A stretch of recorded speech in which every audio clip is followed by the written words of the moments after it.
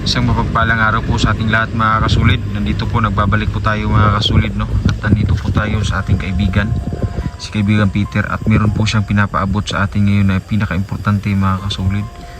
Ayan, bago tayo magsisimula mga kasulid, ay shoutout ko muna pala si Mama Dailin Choi, si Mama Susan Suyat, ayan, si Lodge Mahaka, si Haggard's Face, si Lorne Camiña, Ana Marie Formentera, sa lahat ng mga solid supporters natin dyan, maraming salamat po.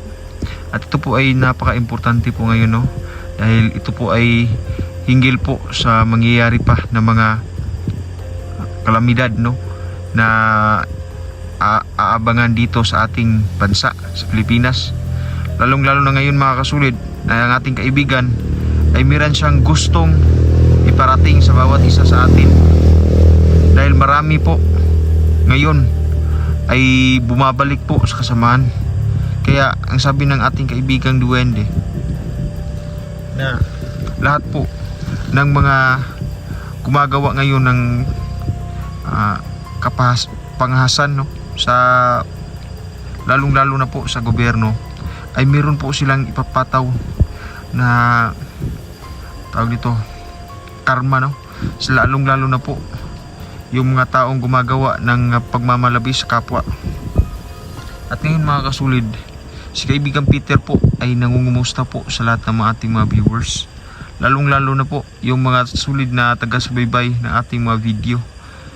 Ito po ay ngayon po mga kasulid, ngayon po ay ipinararating po ng ating kaibigang si kaibigan Peter na meron pong darating na panibagong lindol. At yan pong lindol na po iyan mga kasulid ay mangyayari po sa lalong madaling panahon mga kasulid. Yan po ay patikim lang po na lindol yung nangyari sa Cebu, na marami pong namatay dahil po sa pagbabalik nila po sa kasamahan. Yan po ang ating kaibigan ngayon mga kasulid. Siya po ay nakikiramay dahil yan po ay God's will po na nangyari doon sa Cebu. At sana bumalik po kayo, no, sa Panginoon. Sabi po ng ating kaibigan, maglingkod po tayo ng tapat mga kasulid. Yan po ay ang pinarating sa ating kaibigan mga kasulid.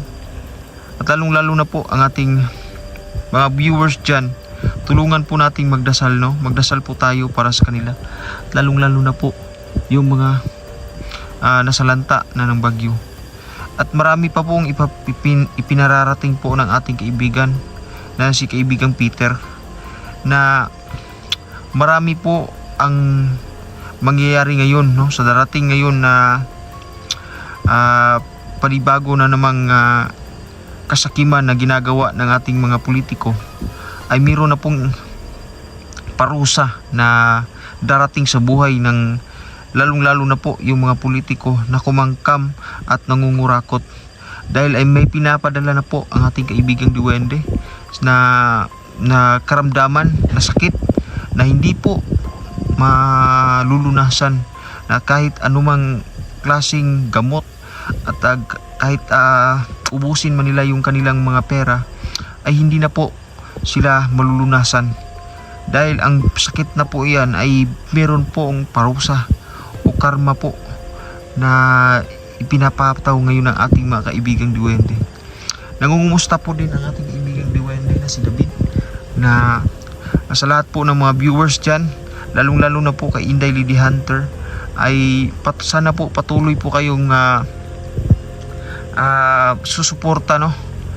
At hayaan nyo mga kasulid, babalik po tayo sa pag-i-explore, babalik po tayo sa paggawa ng eksplorasyon, pagtulong sa ating kapwa.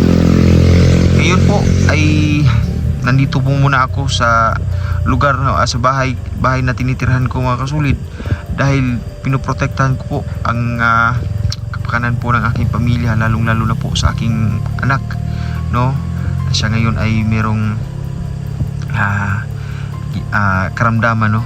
Konti lang karamdaman, at inaalagaan ko muna siya dahil unahin po muna natin ang ating pamilya bago na po yung ibang tao.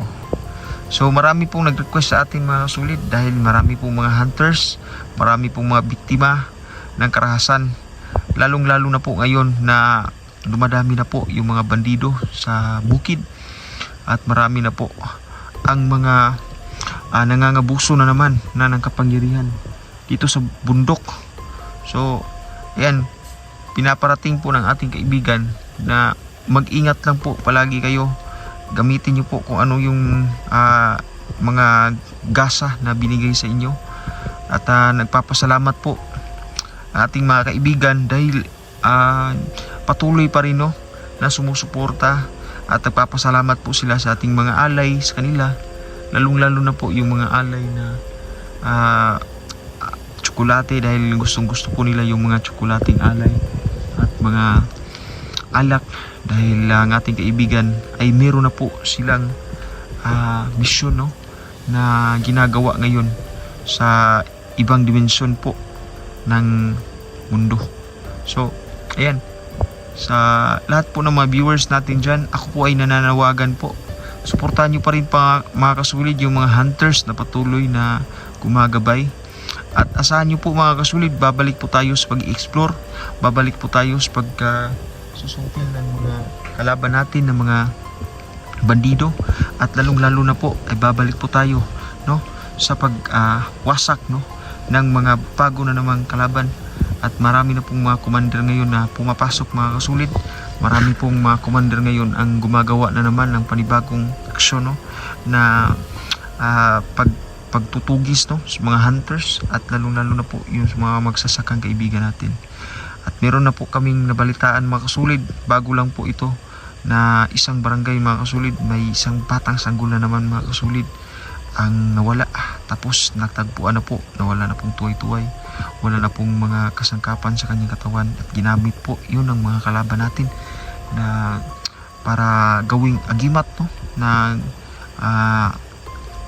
gawa po ng kasamaan, gawa po ng demonyo, ng pagpuitil ng mga inosenteng tao, lalong-lalo na po yung mga tao, mga bata na walang kamalay-malay, ginagawa nilang alay po sa mga makademonyong alay. Grabe. So, ayan mga kasulid, grabe po yung pahulay po tayo yung mga kasulid. Nagpahulay po kami mga kasulid, pero asahan nyo po, babalik po kami sa pag-i-explore. At babalik po kami kasi yan po ang tawag ng aming tungkulin mga kasulid, ang makapag-explore, makapagligtas, makapagbigay ng tulong sa ating mga kapwa din Pilipino na nandito sa bundok, na grabe na talaga yung mga nangyayari ngayon dito. At ako po ay gumagawa ngayon ng protection po dito sa bahay namin sa Lote, dahil marami po ang nakikita kong mga kalaban dito na tawag dito, aligid-aligid sa kuan. Tapos may napansin din ako ng mga hinihinala, hindi ko alam kung sinong mga taong ito, na parang meron silang gustong iparating sa atin.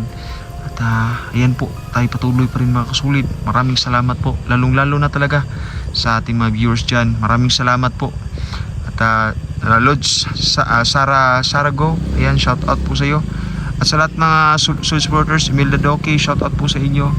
At Lorna Camiña, salamat po ng marami. Thank you so much. Paglagay ko ng orasyon mga kasulid, ayan, napansin ko na lumalayo sila. So ayan mga kasulid, hindi na po ako magtatagal mga kasulid, dahil may gagawin pa po tayo na mga dasal na proteksyon dito sa lugar na ito. Wala po tayong ibang kundi ang ating Diyos Ama lang po ang ating pinaglilingkuran. Siya lang po ang may kapangyarihan at iisang Diyos.